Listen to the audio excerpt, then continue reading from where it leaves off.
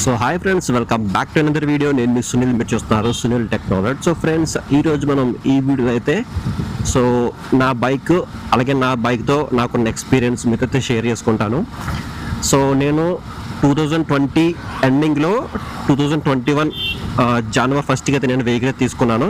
2020 model అని చెప్పొచ్చు, but registration అయితే మాత్రం 2021లో మనకి ఇదైతే నాకైతే రిజిస్టర్ అయింది.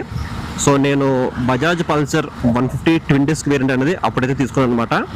అప్పుడు నాకు అరౌండ్ 1,25,000 అయితే పడింది.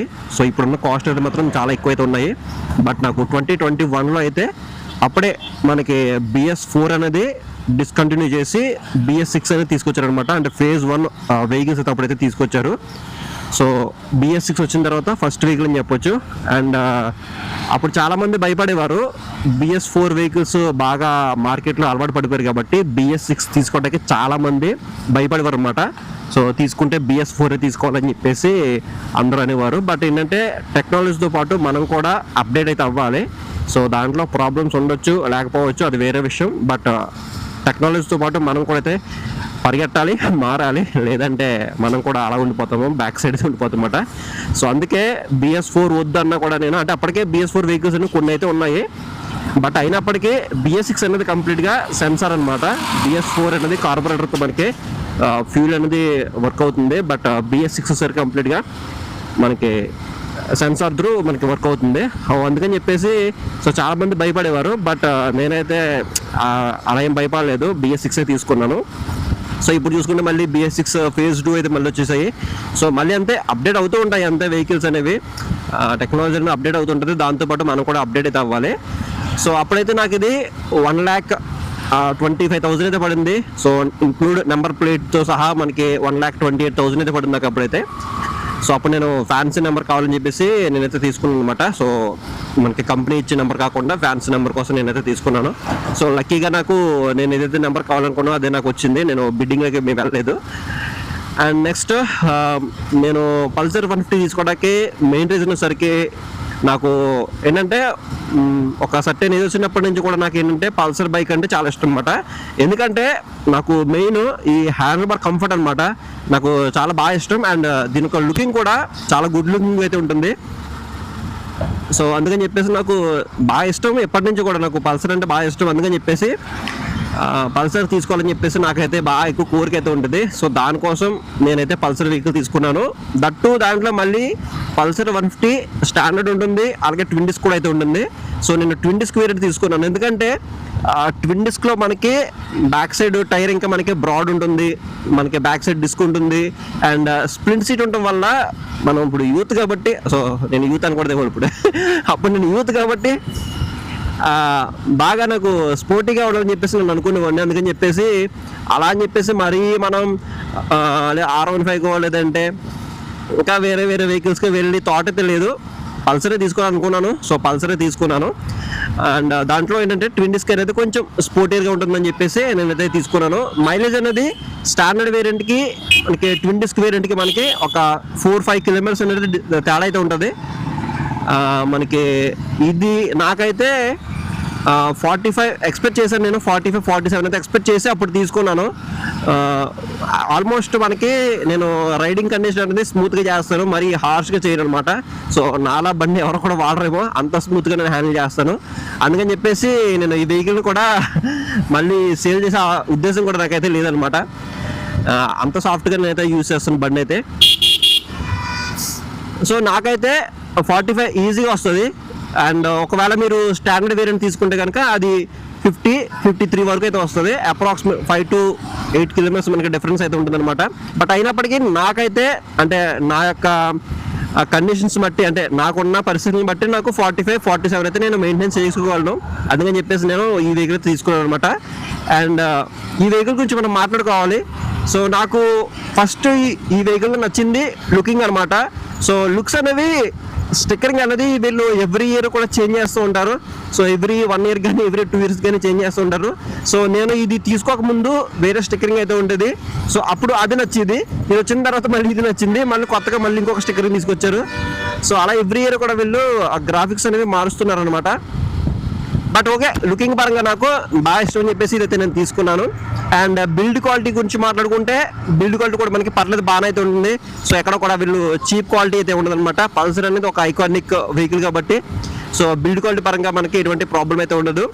అండ్ నెక్స్ట్ మాట్లాడుకోవాల్సింది పర్ఫార్మెన్స్ గురించి మాట్లాడుకోవాలి.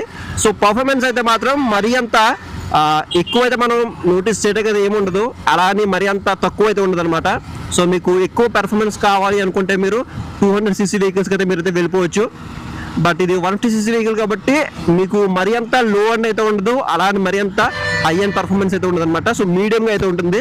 అండ్ థ్రాటిల్ రెస్పాన్స్ కూడా మనకి మీడియంగా అయితే ఉంటుంది అనమాట. సో మనకి ఇనీషియల్గా అయితే మాత్రం అంత పర్ఫార్మెన్స్ అయితే మీరు నోటీస్ అయితే ఉండదు.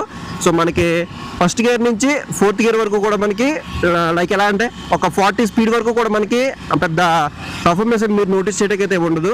బట్ ఎప్పుడైతే మీరు 50-60 దాటుతారో అప్పుడు మాత్రం మీరు ఖచ్చితంగా మంచి పర్ఫార్మెన్స్ మీరు అయితే దీంట్లో ఎక్స్పీరియన్స్ చేస్తారు. అండ్ దీని ఒక ట్యాంక్ కూడా మనకి ఇది కంప్లీట్గా మెటల్ ట్యాంక్ అనేది ఆఫర్ చేస్తున్నారు. సో 15 లీటర్ ట్యాంక్ ఇచ్చారనమాట. సో చాలా మంచి విషయం చెప్పొచ్చు. పెద్ద ట్యాంక్ ఉంటుంది, అలాగే మెటల్ ట్యాంక్ ఉంటుంది కాబట్టి ఇది ఒక మంచి విషయం. బట్ ఇప్పుడు వచ్చి చాలా వెహికల్స్ మనం చూసుకున్నట్టయితే ఫైబర్ బాడీతో మనకి ట్యాంక్ అనేది డిజైన్ చేస్తున్నారు. సో చాలా మంది యూజర్స్ కూడా గోల్ పెట్టింది అదే అనమాట. సో ట్యాంక్ అనేది ఫైబర్ బాడీ ఇస్తున్నారన్న ఏదన్నా మనం క్యారీ చేయాలంటే చాలా ఇబ్బంది అయితే అవుతుందని చెప్పేసి సో చాలా మంది అయితే ఇబ్బంది పడుతున్నారు. బట్ అది కంపెనీలో ఆలోచించాలి.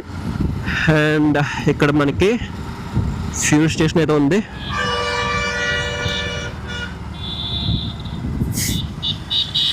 యానం నయారా ఇక్కడైతే మనకి ఫ్యూల్ అనేది కాస్ట్ తక్కువ ఉంటుంది, అప్రాక్స్ 99-98 అలా ఉంటుంది. మా ఏరియాలో అయితే 110 అయితే ఉందన్నమాట. అండ్ మీ ఏరియాలో ఎంత ఉందో కామెంట్ చేయండి. సో మనం ఫ్యూల్ అనేది ఫిల్ చేపిద్దాం. ఇక్కడ కాస్ట్ వచ్చేసరికి 97 రూపీస్ ఉన్నట్టుంది.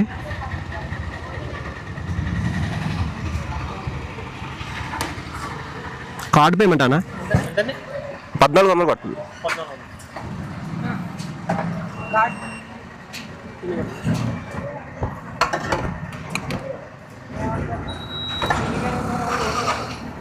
నేను ఎప్పుడు కూడా ట్రిప్ అనేది 0 చేస్తూ ఉంటాను ఎప్పుడైనా ఫీల్డ్ ఫిల్ చేసినప్పుడు.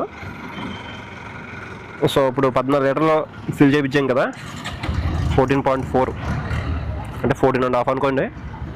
సో నేను 45 కిలోమీటర్స్ అనేది కౌంట్ చేసుకుంటాను లీటర్కి. కౌంట్ చేసుకుని ఆ రీడింగ్ అనేది ఇక్కడ కంప్లీట్ అయిన తర్వాత మళ్ళీ ఫ్యూల్ అనేది ఫిల్ చేయించుకుంటాను. అండ్ నెక్స్ట్ ఈ వెహికల్ గురించి మాట్లాడుకోవాల్సింది బ్రేకింగ్ డిపార్ట్మెంట్ గురించి మాట్లాడుకోవాలి. సో ఫ్రంట్ సైడ్ డిస్క్ ఉంటుంది, బ్యాక్ సైడ్ కూడా డిస్క్ అయితే ఉంటుంది. స్టాండర్డ్ వేరియంట్లో మనకు ఓన్లీ ఫ్రంట్ సైడ్ మాత్రమే డిస్క్ అయితే ఉంటుంది కదా. సో బ్రేకింగ్ బయట ఏ విధంగా ఉంటుందని మాట్లాడుకుంటే కనుక మరీ అంత టూ గుడ్ బ్రేకింగ్ అయితే ఏం కాదు, కానీ డీసెంట్ బ్రేకింగ్ అయితే ఉంటుందని చెప్పొచ్చు. బ్యాక్ సైడ్ అయితే మాత్రం అసలు డిస్క్ ఉన్నా లేకపోయినా కూడా ఒకటే చెప్పొచ్చు. సో అంత అలా అయితే ఉంటుంది అనమాట. బ్యాక్ సైడ్ డిస్క్ అయితే మాత్రం అంత అనిపించట్లేదు నాకైతే. బ్యాక్ సైడ్ మనం బ్రేక్ ప్రెస్ చేసినప్పుడు అంత ప్రాపర్గా నాకు ఏమి అనిపించలేదు అనమాట. డ్రమ్ బ్రేక్ ఉన్నట్టు ఉంటుంది నాకైతే మాత్రం. బట్ ఏంటంటే డిస్క్ ఉంది కాబట్టి కొంచెంలో కొంచెం మనకి సేఫ్టీ పరంగా బెటర్ అయితే ఉంటుందని చెప్పొచ్చు. అండ్ ఇది మనకి సింగిల్ ఛానల్ ఏబిఎస్ వస్తుంది. పర్లేదు, బ్రేకింగ్ అయితే మరి అంత టాప్ నచ్ అని చెప్పలేను, కానీ ఓకే డీసెంట్ ఎనఫ్ అయితే ఉంటుంది. అండ్ టైర్స్ అయితే మాత్రం చాలా మంచి గ్రిప్ అయితే ఉంటాయి. సో బ్యాక్ సైడ్ మాత్రం చాలా బ్రాడ్ టైర్ అయితే ఉంటుందన్నమాట. సో ఈ సెగ్మెంట్లో కనుక చూసుకున్నట్టయితే సో టైర్స్ గ్రిప్ కూడా మనకి పర్లేదని చెప్పొచ్చు. అండ్ నెక్స్ట్ మేజర్గా మాట్లాడుకోవాల్సింది దీనిలో ఏమైనా సెన్సార్ ఇష్యూస్ ఉన్నాయని చెప్పేసి మాట్లాడుకోవాలి. సో మేజర్గా అందరూ భయపడేది పల్సర్ బైక్స్ కొనాలంటే సెన్సార్ ఇష్యూస్ వస్తాయని చెప్పేసి చాలామంది అయితే భయపడుతూ ఉంటారు. బట్ మీరైతే అటువంటి డౌట్ ఏం పెట్టుకోని అవసరం లేదు. నేనైతే 5 years నుంచి యూజ్ చేస్తున్నాను కదా. సో నాకైతే మాత్రం ఎక్కడ కూడా సెన్సార్ ఇష్యూస్ అయితే నేనైతే నోటీస్ చేయలేదు. బట్ మీకు BS6 వెహికల్స్లో 2 liters అనేది మ్యాండటరీ అనమాట. సో అది మ్యాండటరీ అంటే మ్యాండటరీ అని చెప్పలేము, కానీ బట్ ఏంటంటే మీకు 2 liters కనుక మీరు మెయింటైన్ చేస్తే కనుక సో మనకి ఫ్యూల్ పంప్ అనేది ప్రాపర్గా వర్క్ అవుతుంది. సో నేను అబ్జర్వ్ చేసింది ఏంటంటే మనకి ఫ్యూల్ అనేది తక్కువ ఉంటే మాత్రం సో సెల్ఫ్ స్టార్ట్ అయ్యేటప్పుడు మాత్రం కొంచెం ఇష్యూ అయితే ఉంటుంది అనమాట. అంటే మనకి అంత కరెక్ట్గా మనకి సెల్ఫ్ అయితే స్టార్ట్ అవ్వదు. అండ్ దట్ ఏంటంటే దీంట్లో కిక్కర్ సపోర్ట్ కూడా ఉండదు అనమాట. అండ్ దీంట్లో నేను ఎక్స్పీరియన్స్ చేసిన ఒక బ్యాడ్ ఎక్స్పీరియన్స్ ఏంటంటే నేను ఈ వెహికల్ని కీ అనేది ఆఫ్ చేయకుండా ఒక నైట్ అంతా ఉంచేసాను. అంటే బై మిస్టేక్ అనమాట, అది కావాలని కాదు, కానీ నైట్ నేను 9-10 o'clock అలా నేనైతే కీ అనేది ఆన్ చేసి ఉంచేసాను. మార్నింగ్ 8 o'clock చూసాను అనమాట. మార్నింగ్ 8 o'clock చూస్తే అప్పుడు మొత్తం ఇంకా బ్యాటరీ మొత్తం డిశ్చార్జ్ అయిపోయింది. సో స్టార్ట్ చేయాలని చూసాను, బట్ అయితే నాకైతే స్టార్ట్ అవ్వలేదు. అప్పటికే నేను బైక్ కొని ఒక 2 years అయితే కంప్లీట్ అయిపోయింది. 2 years పైనే కంప్లీట్ అయింది. అయితే నాకు బ్యాటరీ ఇష్యూ వచ్చిందనమాట. అప్పుడు మళ్ళీ నేనైతే బ్యాటరీ అయితే చేంజ్ చేశాను. సో అలాంటప్పుడు మాత్రం మనకి చాలా ఇబ్బంది అయితే అవుతుంది. అప్పుడు నేను యాక్చువల్గా బయటకి అయితే వెళ్ళాల్సిన టైం అనమాట. అప్పుడు ఇంకా ఆ ప్రోగ్రామ్ అయితే క్యాన్సిల్ చేసుకుని మళ్ళీ వేరే షాప్కి వెళ్ళి మళ్ళీ బ్యాటరీ తెచ్చుకుని మళ్ళీ ఫిక్స్ చేసుకునే వరకు కూడా నాకైతే ఇంకా ప్రోగ్రామ్ క్యాన్సిల్ చేసుకోవాల్సి వచ్చింది ఆ రోజైతే. సో అలా ఏంటంటే ఒక బ్యాడ్ ఎక్స్పీరియన్స్ అనమాట. అది సెన్సర్ ఇష్యూ కానీ చెప్పలేం, కానీ బ్యాటరీ అనమాట. అది కూడా నా కంప్లైంట్, నా వల్లే అదైతే నేనైతే చేసుకున్నాను అది.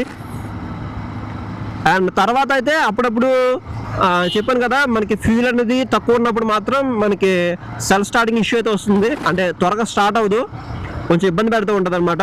సో అందుకని చెప్పేసి మీరు మినిమం ఒక 2 liters పెట్రోల్ దీంట్లో మీరు మెయింటైన్ చేస్తే కనుక మీకు అటువంటి ప్రాబ్లం కూడా అయితే ఉండదు.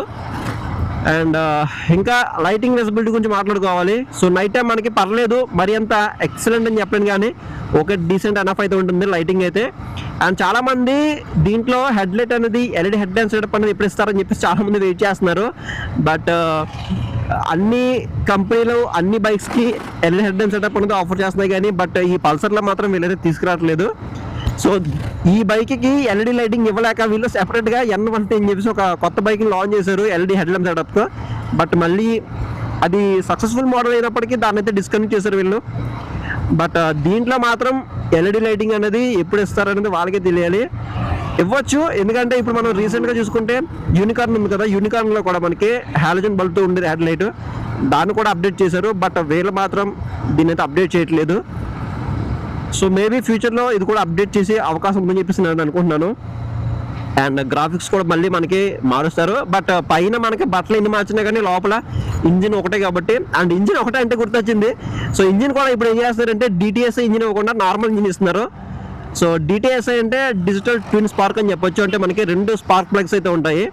సో దానివల్ల మనకి ఫ్యూల్ చాంబర్లో ఫ్యూల్ కంబషన్ అనేది ప్రాపర్గా జరిగి మనకి పికప్ అనేది ఇంకా చాలా బెటర్ అయితే ఉండదు అనమాట. బట్ ఇప్పుడు వచ్చే వెహికల్స్లో మనకి DTSI అనేది రిమూవ్ చేస్తున్నారు, నార్మల్ ఇంజిన్ అనేది ప్రొవైడ్ చేస్తున్నారు. సో అది కూడా కంపెనీ స్ట్రాటజీ, అంటే మనకి ప్రైస్ అనేది కట్ చేయడానికి వాళ్ళు ఆ విధంగా చేస్తున్నారు అనుకోవచ్చు. సో అయినప్పటికీ ఏంటంటే మనకి ఇంజిన్ డిపార్ట్మెంట్లో మనకి DTSI ఇస్తేనే బెటరు. కొన్ని వెహికల్స్లో ఇస్తున్నారు, కొన్ని వెహికల్స్లో వాళ్ళైతే ఇవ్వట్లేదు. అండ్ మెయింటెనెన్స్ గురించి మాట్లాడుకున్నట్టయితే నాకు ఈ 5 yearsలో నేను మార్చిందల్లా చైన్ స్పాకెట్స్ అనమాట. సో చైన్ స్పాకెట్స్ తప్ప నేనైతే ఇంకా అసలు ఏమీ కూడా అయితే మార్చలేదు. సో ఇంజిన్ ఆయిల్ అయితే మాత్రం రెగ్యులర్గా మార్చుకుంటాము. ఎవ్రీ 2000-3000 kilometers నేనైతే చేంజ్ చేస్తాను. సో ఇంకా ఎయిర్ ఫిల్టర్, ఆయిల్ ఫిల్టర్ కూడా ఒకసారి చేయించాము. అండ్ తర్వాత ఇంకంతే, మేజర్ ఇష్యూస్ అయితే నాకు ఏమీ రాలేదు. మెయిన్గా నేను మార్చింది చైన్ స్పాకెట్స్ ఒకటి మార్చాను. అండ్ ఈవెన్ టైర్స్ కూడా ఇప్పుడిప్పుడే అరిగిపోతున్నాయి. ఇంకా క్లైమాక్స్ కూడా వచ్చింది. సో 5 years అయ్యింది. సో పర్లేదు, బాగానే అయితే వచ్చాయి అనమాట. అండ్ ఫ్రంట్ టైర్ అయితే బాగా అరిగిపోయింది. ఇంకా బ్యాక్ సైడ్ అయితే మాత్రం కొంచెం పర్లేదు, బాగానే అయితే ఉంది. బట్ ఏంటంటే ఇప్పుడైతే నేనైతే మార్చాల్సిన టైం అయితే వచ్చిందనమాట. ఇంకా సో టైర్స్ అయితే మార్చాలి. అండ్ ఇంతే, ఇంకా నాకు మేజర్ ఇష్యూస్ అయితే నాకైతే ఏమీ రాలేదు. సో బికాస్ ఆఫ్ ఏంటంటే నేను టైం టు టైం అన్నీ కూడా చేపిస్తాను అనమాట వెహికల్కి అయితే. సో మీరు కూడా ఏంటంటే వెహికల్ తీసుకున్న తర్వాత మీకు ఇష్టం వచ్చినట్టు రైడ్ చేయకుండా, సో మీరు ప్రాపర్గా ఎకానమీగా రైడ్ చేస్తే మాత్రం ఖచ్చితంగా మీకు బైక్కి ఎటువంటి ప్రాబ్లమ్స్ రావు. అలాగే మీకు ఇంజిన్ యొక్క లైఫ్ కూడా ఎక్కువ రావడం జరుగుతుంది. కాబట్టి ఏంటంటే వెహికల్ తీసుకున్న వాళ్ళు సో ఎకానమీగా రైడ్ చేయండి, నీట్గా రైడ్ చేయండి, సేఫ్గా రైడ్ చేయండి. సో అప్పుడే మీకు ఎవ్రీథింగ్ అయితే పర్ఫెక్ట్గా అయితే ఉంటుంది. అలాగే ఈ వెహికల్ నేను ఇంకా మార్చింది బల్బ్ అనమాట. హెడ్ లైట్ బల్బ్ ఉంటుంది కదా, అది ఒకటైతే మార్చాను. సో తీసుకున్న తర్వాత 1 yearకో ఎప్పుడు మాడిపోయింది మొత్తం అయితే, బల్బ్ అయితే మారింది. సో అప్పుడు మళ్ళీ నేనైతే బల్బ్ అయితే ఒకటి వేయించాను. అంతే, అప్పటి నుంచి మళ్ళీ నాకు ఇష్యూ అయితే ఏం రాలేదు. అంతే, ఎవ్రీథింగ్ ఇంకా పర్ఫెక్ట్గా అయితే ఉందన్నమాట. అండ్ కన్సోల్ కానీ ఎవ్రీథింగ్ అయితే అంతా కూడా నాకు ప్రాపర్గానే ఉంది. ఎటువంటి ప్రాబ్లం అయితే రాలేదు అప్పటి నుంచి కూడా అయితే. సో ఇది మొత్తానికి అయితే నా ఎక్స్పీరియన్స్. అండ్ సీట్ కంఫర్ట్ బాగానే అయితే ఉంటుంది. సో నేను, మా మిస్సెస్, మా అబ్బాయి ఇబ్బంది లేకుండా ప్రజెంట్ అయితే మేము రైడ్ చేస్తున్నాము. ఎటువంటి ప్రాబ్లం అయితే ఉండదు. అండ్ మరి అంత హార్డ్ ఏమి ఉండదు, అలాగే మరింత సాఫ్ట్గా ఉండదు అనమాట. మీడియంగా అయితే ఉంటుంది క్వశ్చనింగ్ అనేది. అండ్ ఈ వెహికల్లో ఇంకా గేర్స్ కూడా మనకి బాగానే పడతాయి. అండ్ క్లచ్ లెవర్స్ కానీ బ్రేక్ లెవర్స్ కానీ మరి అంత సాఫ్ట్ అయితే ఏముండదు, మీడియంగా అయితే ఉంటాయి. అంటే మరి అంత హార్డ్గా కాదు, మరి అంత సాఫ్ట్గా కాకుండా ఉంటుంది అనమాట. సో ఇది మొత్తానికి అయితే ఓవరాల్గా బజాజ్ పల్సర్ 150 ట్విన్ డిస్క్ నా బైక్, నా ఎక్స్పీరియన్స్ అయితే ఇదనమాట. సో ఇది మొత్తానికి అయితే నేను ఎప్పటి నుంచో ఈ వెహికల్ చేద్దాం అనుకుంటున్నాను, నా కస్టమర్ రివ్యూ అయితే. సో ఫైనల్గా ఈరోజు అయితే కుదిరింది. సో వీడియోలో నా ఇన్ఫర్మేషన్ మీకు వర్తి అనిపిస్తే ఖచ్చితంగా వీడియో లైక్ చేయండి. అలాగే మరిన్ని ఇన్ఫర్మేటివ్ వీడియోస్ కోసం మన ఛానల్ ఇప్పుడు సబ్స్క్రైబ్ చేసుకోండి.